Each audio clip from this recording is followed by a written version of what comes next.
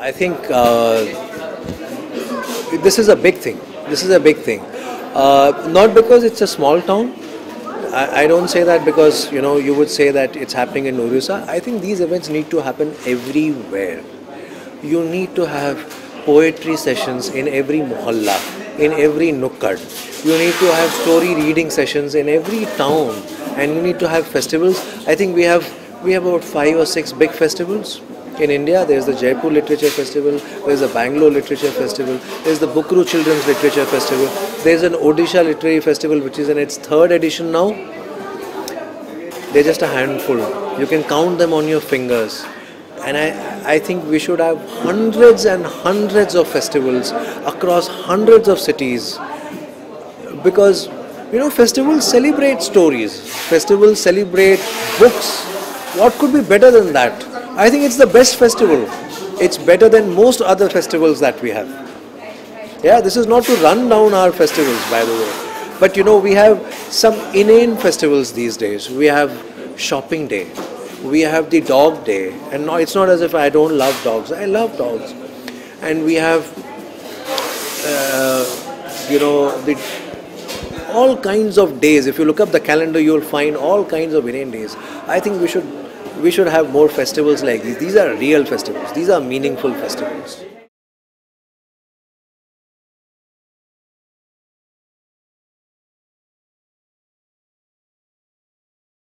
Two parts to the answer. The one is that this is a very novel concept, is what you said. So it's novel in some sense, but it's not novel in another sense. Like fashion is cyclical and it keeps coming again. Storytelling actually never went out of fashion. Like you rightly said, earlier, it was in the confines of the house where the nani or dadi amma would tell stories and children would listen to it. We brought it outside the domain of the house and we do it in public places. But if you go back in time and if you heard of Dastan Goes, they were more like the town criers, right? They would stand at the town square or the town center, and after the sun would set and people would have had their dinners, they would start telling their stories then.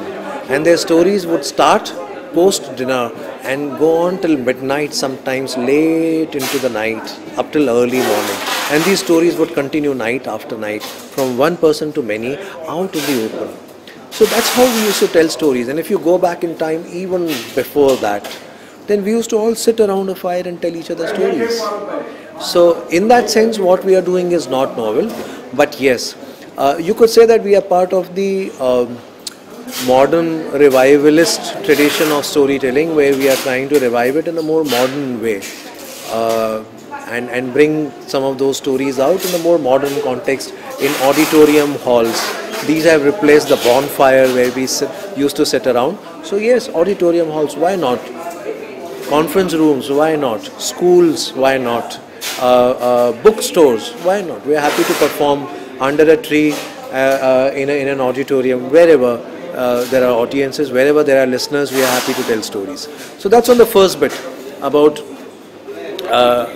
the novelty bit, that yes, it is novel in some ways and not so novel. Adults are the biggest listeners of stories. It's a myth and it's a fallacy that only children like stories, and it's a bigger myth that only children like to listen to the same stories again and again and again. 25 James Bond movies, we've been watching the same stories again and again and again. Romeo and Juliet has been the most retold story. In India, if you have to take Indian examples, Qayamat se Qayamat tak, Romeo and Juliet. Ek Duje ke liye, Romeo and Juliet. Ishaq Zade, Romeo and Juliet. Goliyon ki Ram Leela, Ras Leela, Romeo and Juliet. We have listened to the same story again and again and again as adults. So adults are big consumers of stories. Yeah, so we are finding a very good response.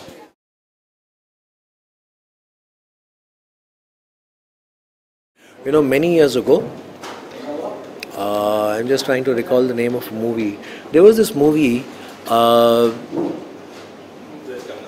which was a remake of a Tamil or a Telugu film, and it had Anil Kapoor in it, and the theme of the movie was widow remarriage.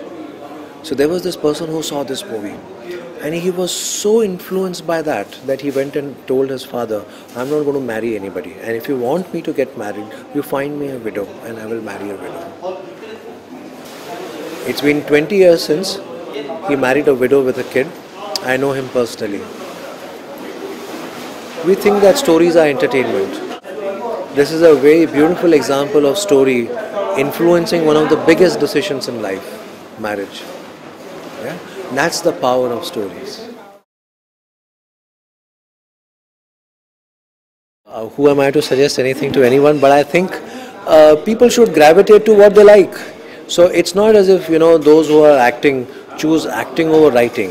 I think they have got acting talent, or they think that they have got acting talent, so they gravitate to acting. Those who write think they have writing talent, so they gravitate towards writing. And I think people should gravitate towards what they are excited by and what talents they have. So these are not career choices over one another. They are all legitimate career choices, and they all must be celebrated.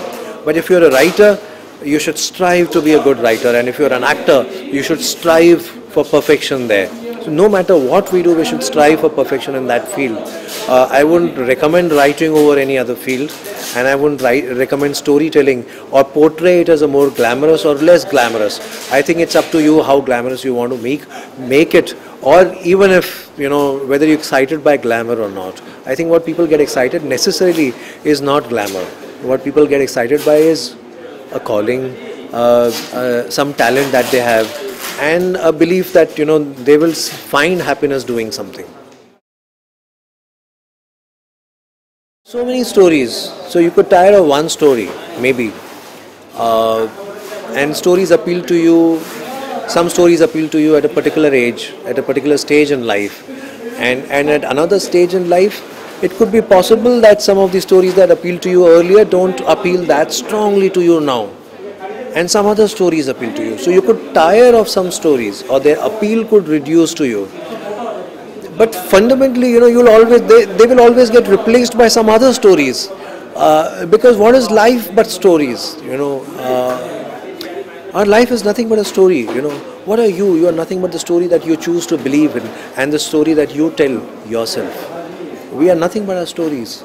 So I don't think we'll ever tire of stories. We may tire of some stories, but never of stories themselves.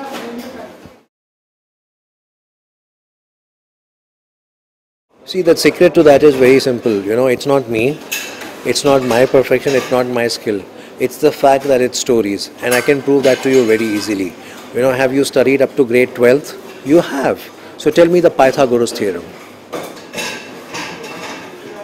See? Okay, tell me the Archimedes principle. See, we struggle, right? So, things that we have mugged up, formulas, are difficult to remember. Stories, because they are stories, are very easy to remember. So it's not that I am doing something great. Because it's story, it's very easy to remember. Can you tell me the hare and tortoise story? You know that. Do you remember the thirsty crow story? You know that. Do you remember the monkey and the cap seller story? You know that. They come back to us faster. And if I ask you to tell me those stories, you will be able to narrate it in your own words. So that's what I do. I don't do anything great.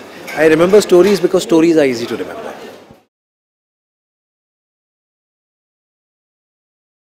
We train them and we work along with them. We invite them to see us. We want the storytelling community to grow. We think the world needs lots of storytellers, and the more storytellers there are, the better this world is going to be. So we are all for more storytellers, and we'll do anything that helps more storytellers tell stories. They can follow us, they can be with us, they can tag along with us, watch our work, and if they want to get trained, we are happy to do that as well.